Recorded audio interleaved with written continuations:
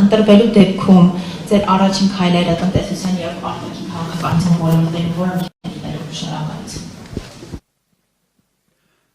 Նայեք, Հայաստանը պետք է դառնա արդյունաբերական երկիր։ Հայաստանը այս տարածաշրջանում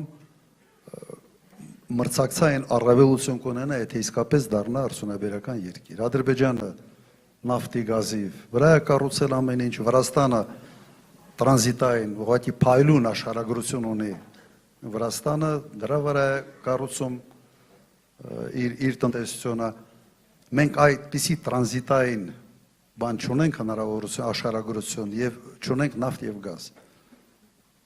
Ուրեմն մենք պետք է արդյունաբերական երկիր դառնալու համար մենք պետք է ունենանք լավ կրթություն, իդեպ մեր մրցակցային առավելությունը նաև նրա մեջ է, որ ունենք կիրթ, գրագետ եւ աշխատասեր ժողովուրդ։ Մենք չպետք է դառնանք ծառայությունների երկիր։ Միայն ռեստորանների, ամեն ինչ իր տեղը ունի, բայց արդյունաբերությունը լրիվ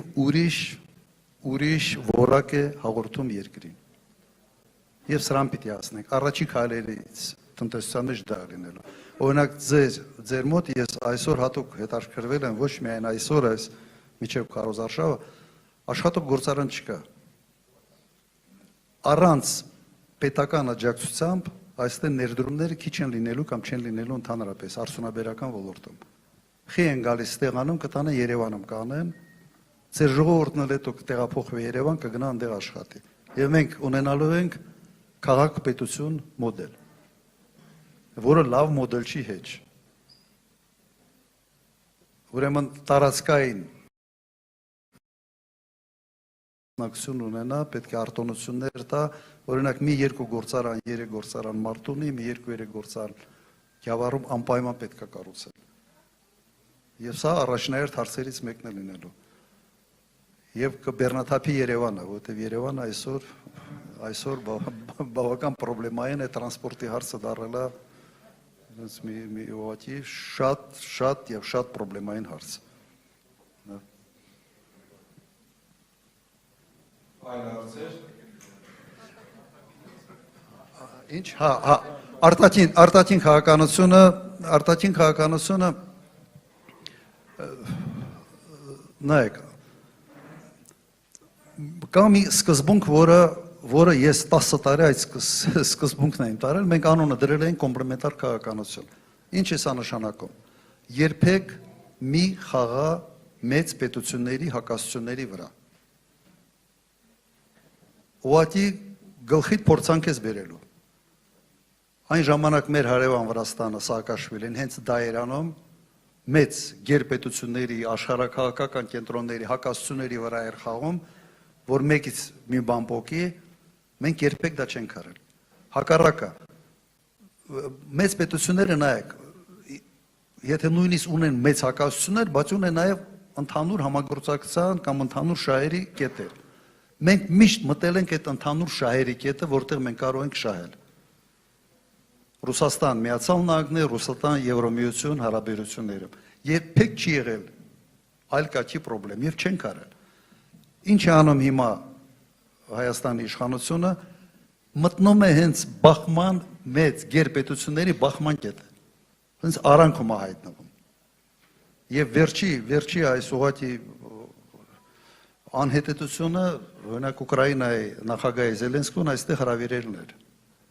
Այն հայտարարությունները, որը արվել է Հայաստանի տարածքից, ուղղակի անթույլատրելի է միջազգային հարաբերություններում։ Պաշտոնապես քո ռազմավարական դաշնակցի հետ, դաշնակցի նկատմամբ այդպիսի հայտարարություններ անել Հայաստանի հողի վրա, իրենք ինչ պիտի անեն Ռուսաստանի հետ բացատրվելու համար։ Իսկ ինչ է կարող անել Ռուսաստանը, ես վերջերս նաև թվերով եմ խոսացել։ Մեր արտաքին առևտրում, Ռուսաստանի արտաքին առևտրում Հայաստանը կազմում է ընդամենը 0.7%։ Եթե հանկարծ սա փակի, իրենք չեն նկատելու։ Բայց մեր մոտ պատկերացրեք ինչ է լինելու։ Ինչի համար դնել ռիսկի տակ դա։ Չմտնել ընդհանրապես ռուս-ուկրաինական հարաբերությունների արանքը, մի մտեք, ասենց լավ տեղ չի տանում դա։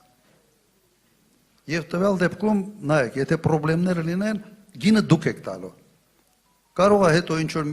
բանը Նիկոլ Փաշինյանը ասի, դե սխալվել եմ, ուրիշ ձև եմ մտածել, բայց մարդ չի ուղղում իր սխալները, եթե այդ սխալների գինը ինքը չտալիս, այլ ուրիշներն են տալիս։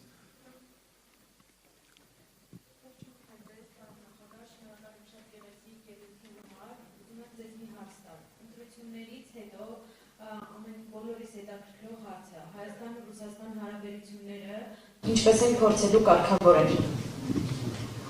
Ինչպես են կարգավորում։ Դուք ընդհանրապես այդ հարաբերություններին որևէ լարվածություն զգացել եք 98-2008 թվականին։ Դուք երևի չեք հիշում։